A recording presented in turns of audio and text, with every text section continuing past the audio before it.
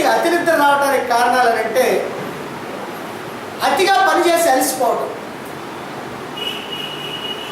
బాగా ఇంట్లో పనైనా సరే బాగా ఎక్కువగా చేశారనుకోండి, వెంటనే కాసేపు విశ్రాంతి తీసుకోవాలి, నిద్రపోవాలనిపిస్తుంది.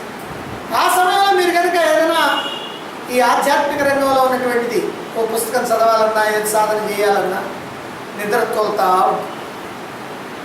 కాబట్టి అది ఒక కారణం. అంటే అతిగా పనిచేయటం, బాగా పనిచేసి అలసిపోవడం. ఇక చాలా కాలం రోజు మొత్తంలో మేలుకోవటం. చాలా కాలం మేలుకున్నందువల్ల ఏమవుద్ది, నిద్ర వస్తూ ఉంటుంది. ఎందుకంటే మనిషికి ఇదిగో కొంతకాలం 6 గంటలు 7 గంటలు 5 గంటల నిద్ర కంపల్సరీగా కావాలి. అది కనుక పోకుండా ఏదో 1 గంట అరగంట పోయి రాత్రిపూట సినిమాలు లేకపోతే సీరియల్స్ లేకపోతే ఇంకేమైనా ప్రోగ్రాంలో చూస్తా తెల్లవారులు మేలుకుంటే వాడికి పగలల్లో నిద్ర తోలుతాడు. అందుకని అతిగా మేలుకోవటం కూడా ఈ నిద్రకి కారణం.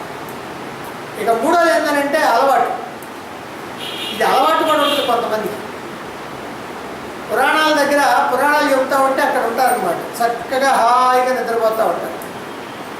పూర్వకాలంలో హరికథలు కూడా అంతే. హరికథలు కదా చెప్తూ ఉంటే తూగుతూ ఉంటారు.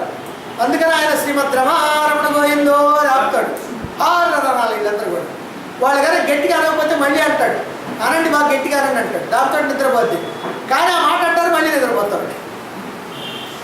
కనుక ఇలా నిద్ర అనేటువంటిది అలా అలవాటు ప్రకారం కూడా వస్తూ ఉంటుంది. మూడవ కారణం. ఇక నాలుగవ కారణం ఏంటంటే అతిగా తినటం. కాస్త బిర్రుగా తిన్నారనుకోండి, ఏమాత్రం గాలిపోవటానికి కూడా సందు లేకుండా ఇక కమ్మగా పడుకొని నిద్రపోవాలనిపిస్తుంది. వెంటనే నడుము వాల్చేసేయాలి. ఇక కూర్చోవడం 1 నిమిషం కూడా మనకు సాధ్యం కాదు. బాగా ఎక్కువగా తింటే కూర్చోవడం అనేటువంటిది సాధ్యం కాదు. ఇక శరీరానికి తగినటువంటి విశ్రాంతి ఇవ్వకపోవటం. పని చేసిన తర్వాత విశ్రాంతి ఇవ్వాలి.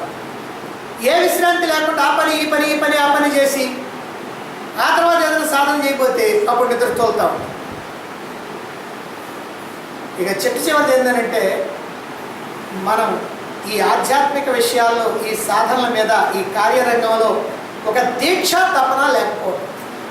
ఏమన్నా కానీ నేను చెయ్యాలనేటువంటి ఒక దీక్ష గట్టిగా లేకపోవటం వల్ల కూడా నిద్ర తోలుతాం.